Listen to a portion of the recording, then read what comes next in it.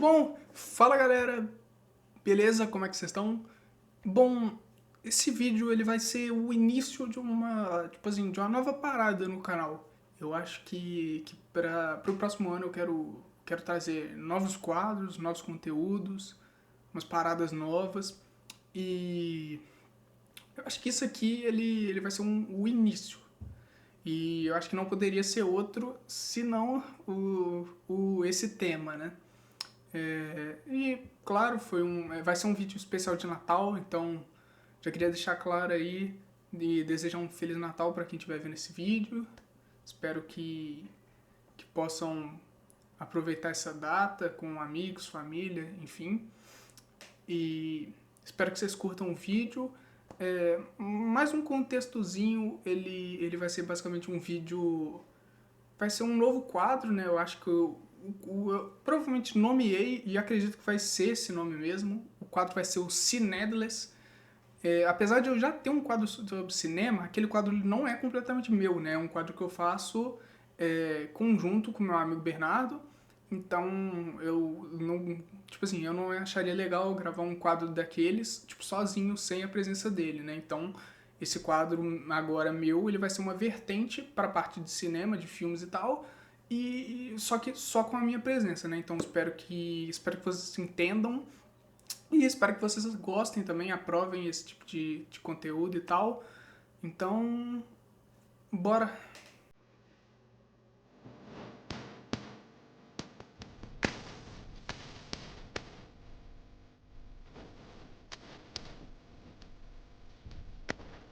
Scooby-Doo, Verão Assombrado.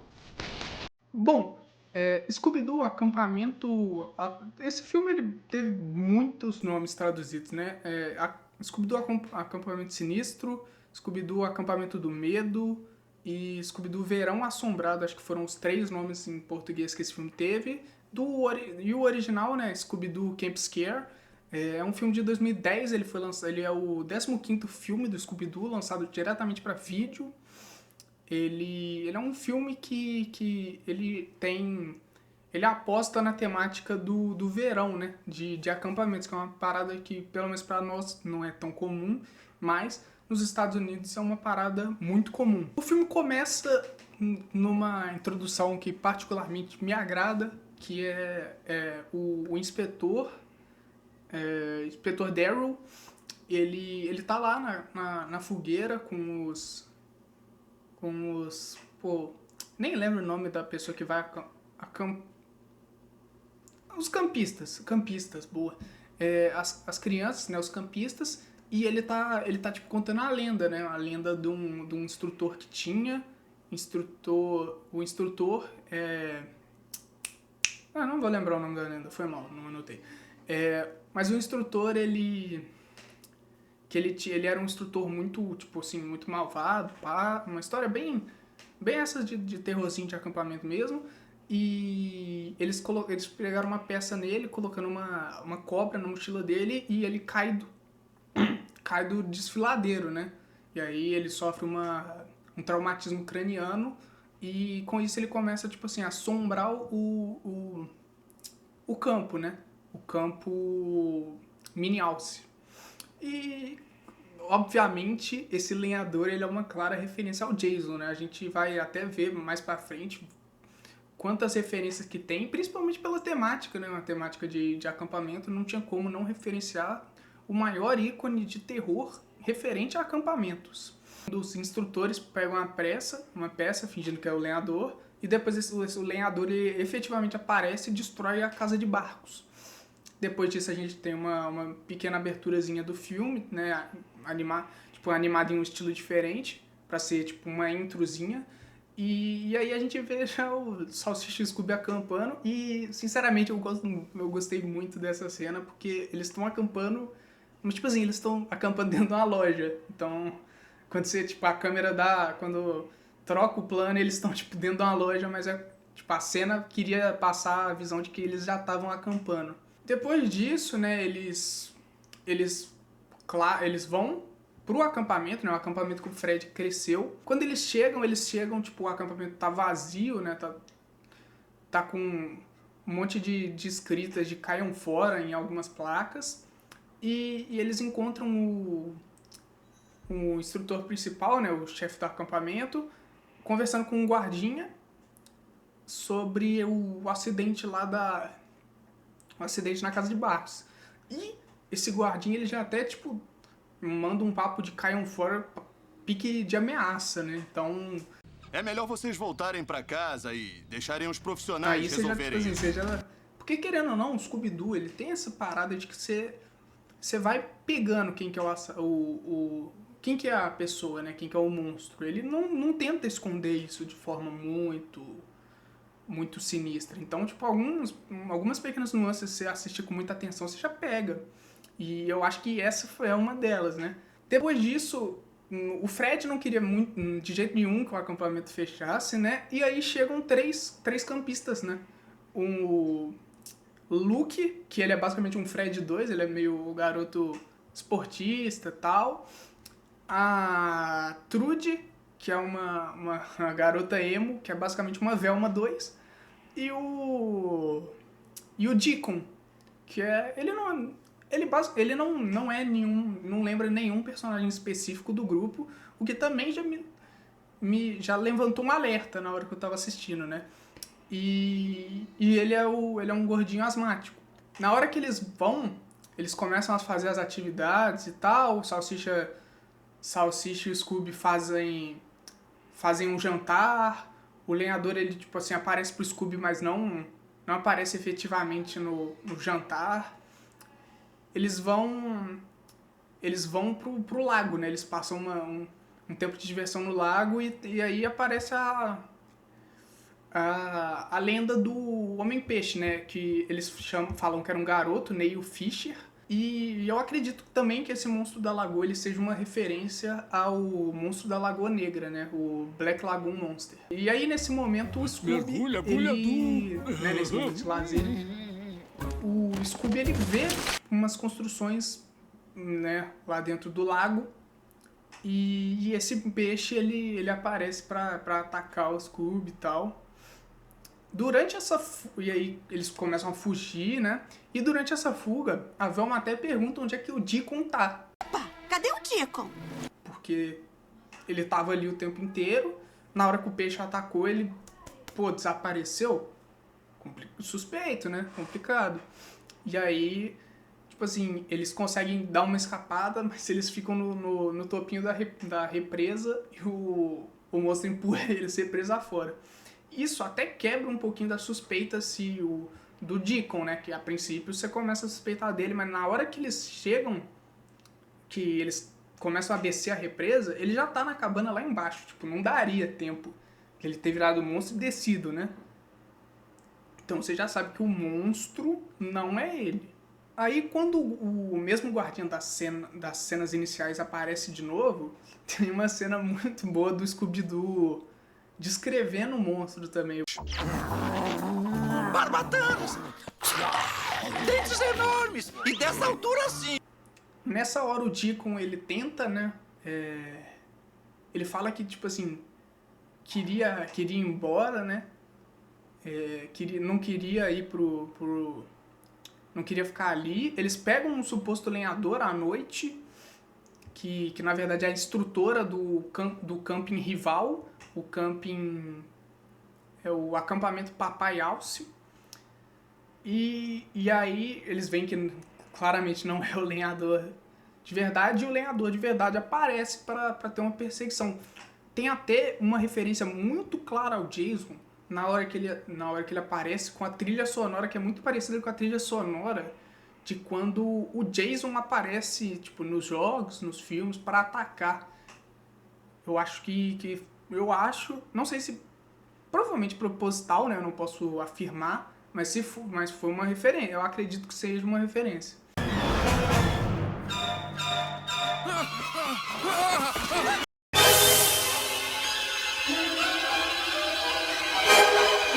Durante essa fuga, né, a instrutora do outro camping, ela acaba encurralada. E uma cena muito legal também, porque os Scooby-Doo e Salsicha, em quase todos os filmes, eles são tratados como os medrosos, né? E nessa hora os dois pulam pra salvar ela, tipo, que a pontezinha de madeira tinha sido cortada, que ela ia cair e vala. E aí eles conseguem saltar e salvar ela, uma cena muito, muito legal que inverte, né, os valores que costumam colocar no Salsicha Scooby. E depois disso, a equipe, ela, tipo assim, eles param, né, vão investigar lá no outro camping, descobrem que tá faltando uma van, tá faltando um sonar. E a equipe, ela pensa em se dividir, né? E, de novo, o Deacon, ele, tipo, não gosta nada da ideia de procurar, ele finge até estar assustado, não quer estar ali e tal. E o grupo, ele se divide em 3 segmentos. O primeiro, que eu vou falar dos grupos separados, que é o grupo da Lagoa. O Fred, a Daphne, a instrutora, e o garotinho lá, o Luke. Eles vão mergulhar, eles conseguem avistar a cidade, eles não vão até lá, porque no meio desse processo o Homem-Peixe intervém e, tipo assim, a Daphne perde o respirador dela, o Fred perde os pés de pato, e eles têm que, tipo assim, eles conseguem se esgueirar num buraco e sair numa caverna. Caverna essa em que eles acham um monte de dinamite. O segundo grupo, o grupo do Salsicha, do Scooby e do Deacon, eles ficam ali no Camping Big, no Papai Bibi. Nossa senhora, tô misturando os nomes. No Papai Alce, e eles tipo, vão pro refeitório, começam a comer, encher os pratos e tal, e o cara que era ex-instrutor do outro camping, fala que eles não pertencem ali, e todo mundo começa a tacar comida neles e eles fogem. Nessa hora eles estão nos monociclos elétricos, eles ficam na beirinha do desfiladeiro. Primeiro o Salsicha, depois o Scooby bate, consegue se equilibrar, na hora que o Deacon bate aí já era, e eles descem o desfiladeiro inteiro e se encontram com o grupo do Canyon, né, que é o terceiro grupo. O grupo do Canyon, que tinha sido a Trude, a Velma e o instrutor-chefe, eles tinham ido pro Canyon para procurar o rastro a última localização do sonar. Eles conseguiram achar, tipo, a trilha do trailer. No meio do mato, a Trude achou a outra direção, né, que eles tinham perdido a trilha, ela conseguiu achar o caminho, e eles foram parar lá no Grand Canyon, pararam de frente para uma parede de pedras, que a princípio não era nada, mas na hora que o Salsicha, o Scooby e o Deacon batem nesse trailer, nessa parede, eles descobrem que na verdade era um trailer camuflado, pintado com uma parede de pedras. E aí lá dentro eles acham o radar, descobrem que o sonar estava sendo usado para olhar a cidade marinha, e aparece o terceiro monstro do filme, né? Esse filme ele tem 3 monstros. Apesar de que eu acho que esse terceiro ele é mais escanteado. Ele é uma clara referência a Banshee, né? A lenda Banshee. Inclusive em inglês esse é o nome do monstro. Em português ele é simplesmente o monstro é o fantasma da garganta do demônio, acho que é esse o nome. E aí eles têm uma fuga dessa criatura, desse monstro, e eles conseguem voltar, né, pro acampamento. Nisso, de novo, acho que já é a terceira vez, ou quarta, que o Deacon fica muito bolado que eles querem ficar naquele acampamento, e ele vai embora com a instrutora pro Papai Alce. A equipe, a Mistério S.A. volta pra cidade pra ir naquele museuzinho lá do início do filme, e eles descobrem que, tipo, naquela cidade tinha um criminoso. Cara, não lembro o nome exato do criminoso. Era alguma coisa... Pô, não lembro o nome do criminoso, cara. É Rick Larry. Era esse o nome, Rick Larry.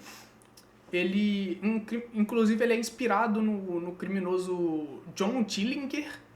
E ele tipo assim, é um criminoso que fazia assaltos a bancos e tal, um mafioso. E ele enterrou, tipo, todo o tesouro do último roubo dele lá naquela cidade. A cidade submersa. E aí ele contou pro parceiro dele, o Babyface alguma coisa, Babyface Boret, aliás, que, tipo assim, o tesouro estava enterrado lá e que contou como que achava, né? Que era quando o sol nascer no solstício de verão, o campanário apontará o caminho, tá ligado? E esse Babyface Boret, ele também é inspirado em um outro criminoso, o Babyface Nelson. Então, tipo assim, a gente tem várias referências a esses criminosos. Eu acho isso uma parada bem legal. Eu nunca tinha percebido isso quando eu vi o filme antes, quando eu era menor. Quando mostra a foto do Babyface Boret, a gente já consegue ver que ele é o Deacon, né, o gordinho. A gente já consegue ver que é ele, tá ligado? Então a gente já tem essa descoberta. Se você olhar, tipo, de relance, de bobeira, você não pega. Mas se você olhar direito, você vê que é. Que eles raciocinam o plano, eles vão tentar lá resgatar os moleques que estavam no acampamento. O acampamento está completamente destruído e nisso a barragem explode. E aí a cidade ela esvazia, eles conseguem escapar da maré que desceu da barragem e vão lá para a cidade, né? Nisso eles acham, tipo assim, Fred de novo tenta capturar o lenhador, e na verdade era a instrutora de novo, e ela fala que ela tava seguindo o Deacon, o que confirma, tipo assim, a Velma até pergunta, ele tem medo da própria sombra, isso aí confirma que ele era o Babyface lá. Aí o lenhador real, ele aparece, inclusive eu não falei, mas tipo assim, quando a cidade, a água sai, no cinema tá passando o filme Public Enemy,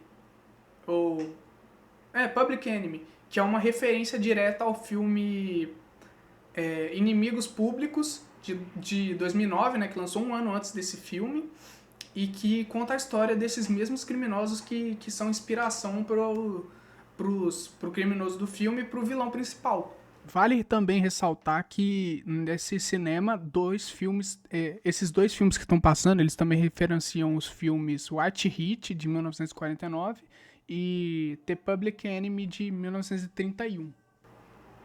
É uma referência bem maneirinha também, que eu não sacava antes, eu nem conhecia esse filme, então eu achei uma referência muito maneira. E aí, quando o lenhador, tipo assim, de verdade aparece, eles começam a fugir, e o Deacon, ele engana boa parte do grupo e prende eles na prisão, né? E aí ele se revela que ele é o Babyface Boret e tal. Enquanto isso, o lenhador encurra o Fred, a instrutora, e o Luke lá na igreja, e eles conseguem, tipo, se livrar dele, derrubam ele de lá, vem onde o tesouro tá enterrado e tem, tipo, a resolução, né? A batalha final. E aí eles conseguem capturar o Homem-Peixe, que também era o lenhador, que também era a fantasma, que era o guarda principal, né? Que ficava toda hora falando, vão embora, vão embora, vão embora. E conseguem também pegar o Babyface e, obviamente, prendem os dois. E aí, depois dessa destruição, né, não tem mais um camping, um dos lagos esvaziou, um outro lago surgiu, os dois acampamentos decidem se unir e o filme termina com o instrutor contando a história do lenhador de novo, só que agora pra galera que era do novo camping. E tem uma cena pós-créditos mostrando que, tipo, a fantasma, ela também existe. Tipo, ela era real, tipo, real. Apesar de ter o cara fantasiado, tinha ela também, né? Aparece numa cena pós-créditos. Eu acho que esse filme, para a proposta do Scooby-Doo, esse é um dos filmes que eu acho mais legais. Apesar dos vilões eles não terem, tipo assim, o monstro em si, ele não ter um foco tão grande, eu acho que isso não é um problema. Eu acho que as referências, pô, foda, eu acho que eles acertaram muito nas referências. A estética de acampamento é uma temática que também eu acho que, pô, acertou demais. E ele é um filme leve, né? Ele tem várias cenas, tipo, divertidinhas e tal. Pelo menos pra mim é um filme... O filme não é um filme grande, né? Ele tem um pouco mais que 1 hora, talvez talvez por causa dos créditos até, talvez seja até tipo 1 horinha e tal. É um filme que ele passa tipo rapidinho, é um filme leve pra você assistir, filme legal. Eu acho que tipo assim, pra proposta dele é um filme muito legal, eu curto muito. E eu sou meio suspeito pra falar porque eu gosto muito de Scooby-Doo. Então, se fosse pra eu definir, eu acho que esse filme ele pega uma nota 8/9. Talvez um 8,5 ali, eu acho que é uma nota bem legal. Então, eu acho que um 8,5zinho ali pra ele é uma nota bem legal. Bom, eu espero que vocês tenham, tipo assim, curtido esse estilo de vídeo, essa proposta. Eu pretendo fazer um pouco mais de Scooby-Doo também. Bom, a ideia desse vídeo ela veio de uma enquete que eu fiz no meu Instagram. Tipo, pedir sugestões, eu tive algumas outras ideias, né? Saga Velozes e Furiosos, Senhor dos Anéis, Crônicas de Nárnia, falar sobre histórias de games. Então, tipo assim, vão ser propostas que eu vou trazer pro próximo ano, né? Pra fazer no próximo ano. E claro que eu vou tentar trazer mais de Scooby-Doo também, porque é um tema que me agrada muito. Não é um tema muito difícil. E, bom, espero que vocês tenham curtido. Novamente, um bom Natal para todo mundo, boas festividades. Espero que vocês possam aproveitar aí, que vocês tenham curtido o vídeo também. Valeu! É isso, né? Tamo junto. Espero que vocês tenham curtido de verdade e valeu!